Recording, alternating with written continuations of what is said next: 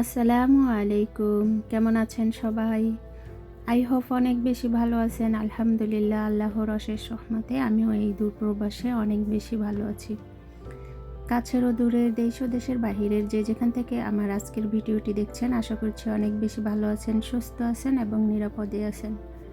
আরও একটা নতুন দিনে নতুন ভিডিও দেখার আমন্ত্রণ জানিয়ে শুরু করছি আমার আজকের ভিডিওটি। আশা করছি প্রতিটি ভিডিওর মতো আমার আজকের ভিডিওটিও আপনাদের কাছে অনেক বেশি ভালো লাগবে। ভিডিওর শুরুতেই সকল আপু ভাইয়াদের কাছে অনুরোধ করছি ভিডিওতে একটি লাইক দেওয়ার জন্য। আপনার একটি লাইকে আমি অনেক বেশি উপকৃত হব। আর আমার এই ছোট্ট চ্যানেলে যদি কোনো নতুন আপু ভাইয়া ভিজিট করে থাকেন, ভিডিওটি দেখতে দেখতে যদি কোথাও একটু হলেও ভালো লেগে যায়, তাহলে আমার চ্যানেলটি সাবস্ক্রাইব করে আমার বন্ধু হয়ে পাশে থাকার অনুরোধ রইল। আর এই দুটি কাজই যে আপু ভাইয়ারা করে দিয়েছেন, আমাকে প্রতিনিয়ত সাপোর্ট দিয়ে সামনের দিকে এগিয়ে নিয়ে যাচ্ছেন, তাদের জন্য রইল অন্তর অন্তর থেকে অনেক অনেক দোয়া ও ভালোবাসা। তারপরে আসা যাক ভিডিওর কথায়। তো এই যে ভিডিওটি শুরু করেছি দুপুরের রান্না দিয়ে আর কি। তো এখানে আমি আদা, রসুন আর পেঁয়াজ আর কি ব্লেন্ড করে নিয়েছি, তারপরে টমেটো, তো দুটো আলাদা করে আর কি করা হয়েছে। তো আজকে রান্না করব মুরগি আর সাদা ভাত। তো এদিকে আমি চালটা ধুয়ে ভিজিয়ে রেখে দিয়েছি, আর এই কাজটা আমি প্রতিদিনই করি। তো এই যে ভাতটা বসিয়ে দিয়েছি, আর প্রতিদিনই কিন্তু আমি ভাতের মধ্যে আর কি লবণ দিয়ে তারপরে রান্না করি। কাঁচা লবণ খাওয়া আমাদের স্বাস্থ্যের জন্য, এমনকি শরীরের জন্য অনেক বেশি ক্ষতিকর। তারপরে এই যে নিজের জন্য আজকে ভর্তা বানাবো। তো এখানে আছে কুসা আর হয়েছে আলু। তো আমি ধুয়ে তারপরে সেদ্ধ বসিয়ে দিয়েছি, এখানে লবণ দিয়েছি আর একটু হলুদ দিয়ে তারপর ভালো করে সেদ্ধ করে নেব। তো এদিকে এই যে মুরগি রান্না করব, তো আগে থেকে মুরগি কেটে ধুয়ে আর কি রেখে দিয়েছি। তো এখানে আমি যে মশলাগুলো ব্লেন্ড করেছি সেগুলো দিয়ে সুন্দর করে আরও শুকনো মশলা দিয়ে তারপরে কষিয়ে নেব, তারপরে মুরগিটা রান্না করব। তো প্রতিদিনই আর কি মুরগি রান্না করা হয়, মাসে দেখা যায় 20 দিনই মুরগি হয়, আর 10 দিন এই দেখা যায় পাস্তা, তারপরে মাছ, তারপরে খাসির মাংস, তারপরে আলু ভাজা, বার্গার, এরকম আর কি। তো তারা তো অনেক বেশি মুরগি খেতে পারে, আর এই কথাটা আমরা সবাই কম বেশি জানি যে আরব দেশের মানুষগুলো মুরগি খেতে অনেক বেশি পছন্দ করে প্রতিনিয়ত। তো এখানে আমি একটা আলু দিয়েছি, যদিও আলুটা কেউ খাবে না, যদি আমি খাই তাহলে খাবো, আর না হলে ম্যাডামের যে ছোট্ট মেয়ে, ওকে ভাতের সাথে আর কি ভালো করে ম্যাশ করে দিলে ভাতটা একটু আঠালো হয়, ও খেতে আর কি পছন্দ করে। তো ওইদিকে আমার ভাতটা বলক এসে পড়েছে। তো এই ভাতটা একটু বলক আসলে আর কি চালটা ফুটে যায়। তো এখানে এই যে তারপরে আমি যে টমেটো পেস্ট করে নিয়েছি সেটাও দিয়ে দিয়েছি। আর এখানে আমি কাউকে রান্না শেখাচ্ছি না, জাস্ট যেহেতু আমি লাইফস্টাইল ব্লগ, তো সারাদিনে কি করি সব আপনাদের সাথে শেয়ার করি না, কিছু অংশ আর কি আপনাদের সাথে শেয়ার করা হয়। আর এই দেশের খাবারগুলো ওরকম মজা হয় না সাদা সিধাভাবে, যেহেতু মশলা অনেক কম খায়। তো ওই যে বললাম যে আপনাদের সাথে আমি সারাদিনে কি করি তারই কিছু অংশ আর কি আপনাদের সাথে শেয়ার করা। তো এখানে আমি আমার জন্য ভর্তাটা করে নেব, আর এই ভর্তাটা খেতে অনেক বেশি মজা হয় আলহামদুলিল্লাহ। তো আমার জন্য ওরকম স্পেশালি কোনো খাবারের প্রয়োজন হয় না, মরিচ দিয়ে কোনো রকম একটা ভর্তা বা যে কোনো একটা আইটেম হলেই চলে যায়। তো এখানে এই যে আমি রসুন আর পেঁয়াজ দিয়ে দিয়েছি, তো একটু বাদামি কালার করে, তারপরে এখানে এই যে শুকনো মরিচের আর কি ভাজা সেটা দিয়েছি। তো এখানে আবার একটু শুকনো মরিচের ফাঁকিও দেব, একটু ঝাল ঝাল হলে একটু ভালো লাগবে খেতে। যেহেতু দেখা যায় অত বেশি ঝাল খাওয়া হয় না সব খাবারেই, শুধু এই নিজের জন্য একটু রান্না করলে আর কি ঝাল দেই, আর এটা শুধু আমি একা খাই না, আমার ম্যাডামও খায়। তো এই যে এখানে আমি ওই কুসা আর আলুটা দিয়ে দিয়েছি, এবার ভালো করে ম্যাশ করে নেব। আপনারা ট্রাই করতে পারেন যারা এই দেশে আছেন, অনেক বেশি মজা লাগে। আমিও কিন্তু এই দেশের একটা আপুর কাছ থেকে আর কি এই রেসিপিটা দেখেছি, যে কুসা এরকম সেদ্ধ করে ভর্তা করে তো সত্যি সে বলেছিল যে অনেক বেশি মজা হয়, সত্যি অনেক বেশি মজা হয়, আমার কাছে অনেক বেশি ভালো লাগে। আর আমাদের বাসায় কেউ ওরকম খায় না কুচা, তারপর আনা হয়, তো আমি মাঝে মাঝে এরকম ভর্তা করে ম্যাডাম আর আমি মিলে আর কি খেয়ে ফেলি।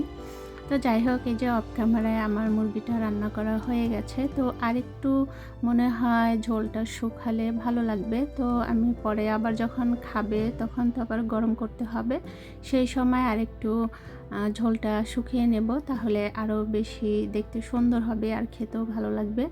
আর এই যে সাদা ভাত রান্না করে নিয়েছি।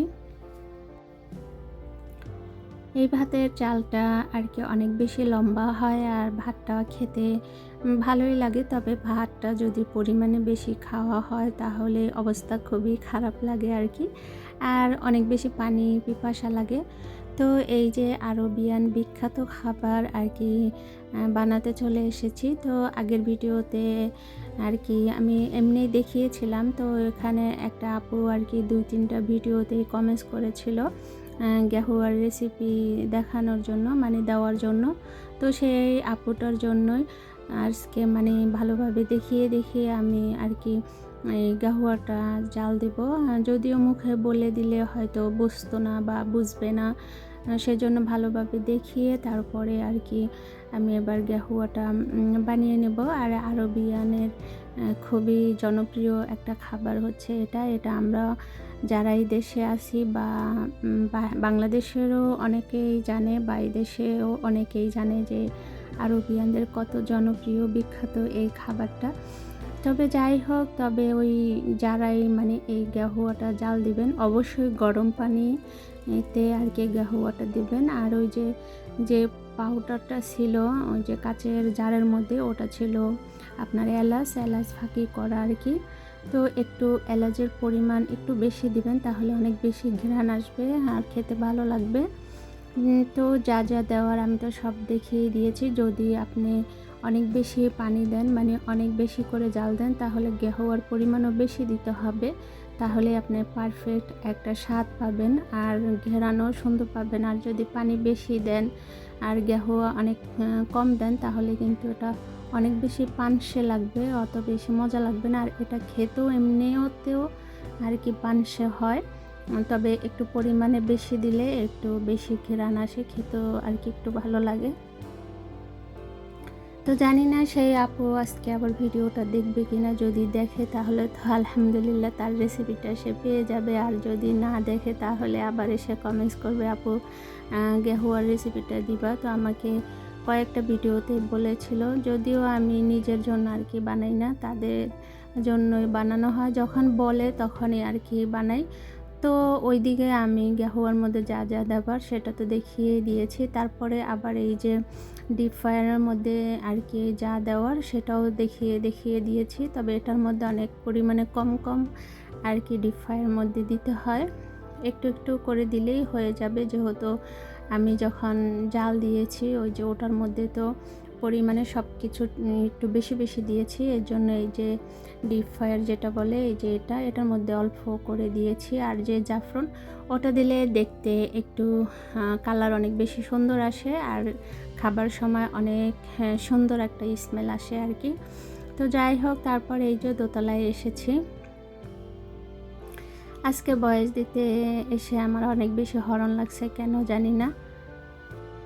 তারপরে দোতলায় এসে দেখি এই যে বাচ্চারা রুমের অবস্থা কি করে রেখেছে। তো এগুলো কিন্তু আমি একবার গুছিয়ে বিছানা ঝেড়ে গুছিয়ে রেখে তারপরে পাকের ঘরে গিয়েছি রান্না করতে। তো এসে দেখি এই যে বিছানার যে চাদর, তারপরে আপনার কম্বল বালিশ, এগুলো সব বাচ্চারা নিচে ফেলে তারপরে ওরা দুষ্টুমি করেছে। আর এই দেশের বাচ্চাগুলো অনেক দুষ্টু, অনেক দুষ্টুমি করে।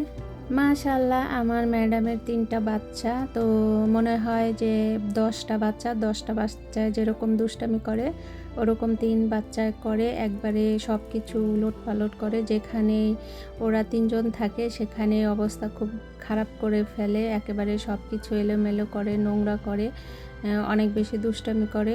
আর এত পরিমাণে দুষ্টামি করে কাউকেই ভয় পায় না। তো যাই হোক, তারপর আমি বিছানাগুলো আবার ঠিকঠাক করে আবার রাতের জন্য আর কি এই যে সন্ধ্যার পরে ওদের জন্য ফল ধুয়ে রেডি করে দোতলায় নিয়ে যাব। তো অনেক কথা বললাম আপনাদের সাথে। আমার কথার মাঝে অনেক ভুল আছে, সবাই ক্ষমা সুন্দর দৃষ্টিতে দেখবেন। ভিডিওটি আজকে এই পর্যন্তই রাখবো। আগামী ভিডিও দেখার আমন্ত্রণ আগে থেকেই জানিয়ে রাখলাম। সবাই ভালো থাকবেন, সুস্থ থাকবেন, নিজেদের প্রতি অবশ্যই খেয়াল রাখবেন, আমার জন্য দোয়া করবেন। আমিও আপনাদের জন্য অনেক অনেক দোয়া করি। আল্লাহ আপনাদের নেক হায়াত দান করুক, আমিন। আসসালামু আলাইকুম, আল্লাহ হাফেজ।